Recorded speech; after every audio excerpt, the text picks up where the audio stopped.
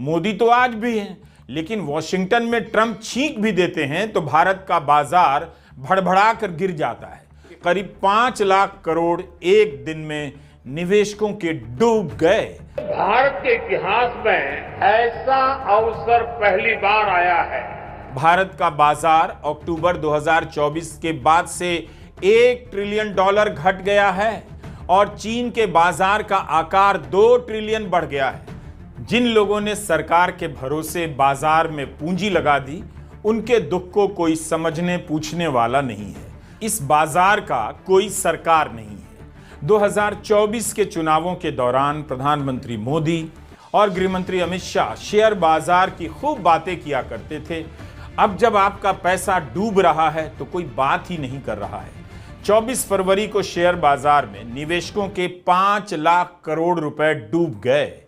एक समय बताया जाता था कि बाजार ऊपर जा रहा है क्योंकि मोदी हैं। मोदी तो आज भी हैं, लेकिन वॉशिंगटन में ट्रंप छींक भी देते हैं तो भारत का बाजार भड़बड़ा कर गिर जाता है। 24 फरवरी को जो दुनिया है, उस दुनिया में और दिसंबर से लेकर जनवरी तक और 24 फरवरी तक की दुनिया में किसी भी तरह का कोई अंतर नहीं आया है। फिर 24 फरवरी को 1:45 बजे के करीब सेंसेक्स 900 अंकों के नीचे चला गया।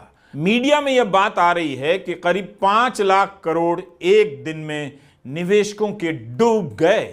प्रधानमंत्री मोदी क्या कर रहे हैं? भोपाल में निवेशकों को सपने दिखा रहे हैं, लेकिन बिजनेस का असली हाल क्या है, इस पर बात नहीं करते। बाजार गिर रहा है, लेकिन प्रधानमंत्री के दावे आसमान छूते जा रहे हैं। ट्रंप के ऐलान को लेकर पूरी दुनिया में बहस चल रही है कि उनके देश की अर्थव्यवस्था पर क्या असर पड़ेगा, लेकिन निवेशक सम्मेलन में प्रधानमंत्री मोदी ने एक शब्द इस पर नहीं बोला। इस वक्त दुनिया की सबसे बड़ी आर्थिक खबरों में तो यही होती है कि ट्रंप ने टैरिफ को लेकर क्या कहा है। भारत का बाजार गिर रहा है, लेकिन निवेशकों की महफिल सजाई जा रही है और तालियां बजवाई जा रही हैं। भारत के इतिहास में ऐसा अवसर पहली बार आया है जब पूरी दुनिया भारत के लिए इतनी ऑप्टिमिस्टिक है। बताइए, प्रधानमंत्री नरेंद्र मोदी कमेंट्स को लेकर उत्साहित हैं। लोगों के कमेंट्स के आधार पर भाषण बना रहे हैं। पिछले कुछ हफ्तों में जो कमेंट्स आए हैं, वो भारत में हर इन्वेस्टर का उत्साह बढ़ाने वाले हैं। विश्व बैंक ने क्या कह दिया, ओईसीडी के एक प्रतिनिधि ने क्या कह दिया, यूएन की संस्था ने क्लाइमेट चेंज पर क्या कह दिया, तो इन सब कमेंट जुटाकर प्रधानमंत्री अपना भाषण तैयार कर रहे हैं।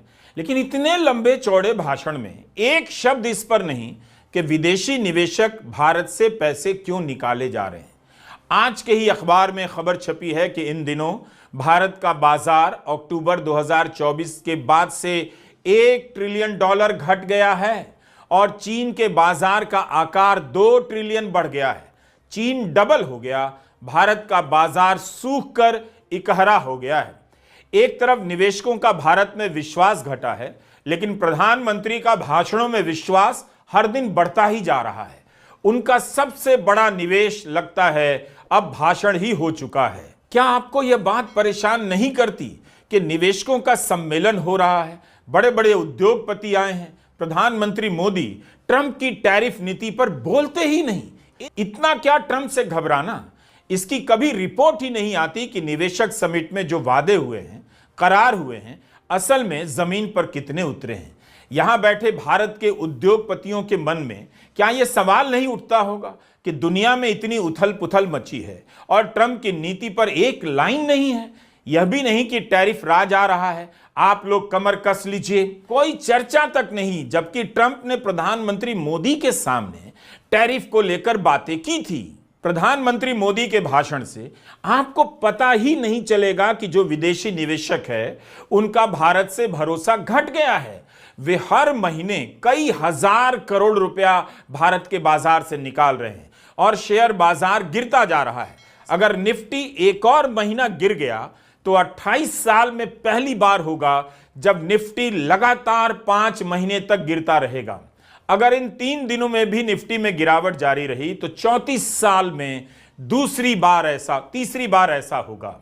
2001 में बाजार करीब 4 महीने तक गिरता चला गया। तब इसलिए गिरा क्योंकि .com का बुलबुला फट गया था। 2007-8 के दौरान बाजार खूब गिरा, तब मंदी आई थी दुनिया भर में। लेकिन इस बार क्या हो रहा है? इस बार यह हुआ कि जीडीपी को लेकर जो माहौल बनाया गया था वो गलत निकला। रिजर्व बैंक डॉलर बेच कर रुपए को बचा रहा है, वरना अब तक $1 100 रुपए के नीचे चला गया होता, यह भी कहा जाता है। सरकार का ही आंकड़ा आ गया कि जीडीपी के आंकड़े कम रहेंगे, उसके बाद से बाजार गिरने लगा। डोनाल्ड ट्रंप हर दिन कुछ ना कुछ बोल रहे हैं। ब्रिक्स मर गया, प्रधानमंत्री मोदी चुप। आप टैरिफ लगाएंगे तो हम भी उतना ही लगा देंगे, इस पर भी प्रधानमंत्री मोदी चुप। भारत की तरफ से कोई जवाब ही नहीं दिया जा रहा है। इसका जवाब सरकार नहीं दे रही है कि दुनिया तो वही है, तब फिर भारत का बाजार क्यों गिर रहा है और चीन का बाजार क्यों मजबूत होता जा रहा है? चीन ने ऐसा क्या कर दिया कि उसका बाजार 1 महीने में 18% के करीब ऊपर चढ़ गया है? प्रधानमंत्री यह सब नहीं बताते। सेंसेक्स जो पिछले साल सितंबर के महीने में 85,000 के पार चला गया था, वो 4.5 महीने के भीतर 75,000 के नीचे आ गया है। 22 फरवरी को इकोनॉमिक टाइम्स में निष्ठा अवस्थी ने एक रिपोर्ट लिखी है और उन्होंने अपनी रिपोर्ट में बताया है कि सेल इंडिया बाई चाइना का ट्रेंड चल रहा है, यानी भारत का स्टॉक बेचकर निवेशक चीन के स्टॉक में पैसा लगाना पसंद कर रहे हैं। इस साल विदेशी निवेशकों ने भारत के बाजार से 1,12,000 करोड़ रुपए निकाले हैं। अकेले फरवरी में विदेशी निवेशकों ने 33,527 करोड़ से अधिक की इक्विटी बेच दी। हम कितनी बार आपको बताएं कि 2022 तक किसानों की आमदनी दुगनी होने का वादा किया गया था, क्या हुई? 2022 में ही बुलेट ट्रेन चल जानी चाहिए थी, अब 2033 में चलेगी। 11 साल में एक बुलेट ट्रेन नहीं चल सकी, जबकि बुलेट ट्रेन की टेक्नोलॉजी का आविष्कार तो नहीं करना था। यह दुनिया की बहुत पुरानी टेक्नोलॉजी है। एक उपलब्ध टेक्नोलॉजी से चलने वाली ट्रेन को भारत में लाकर चलाने में यह हाल है। अर्थव्यवस्था निश्चित रूप से एक मुश्किल दौर से गुजर रही है, आप इस पर ध्यान दीजिए। नमस्कार, मैं रवीश कुमार।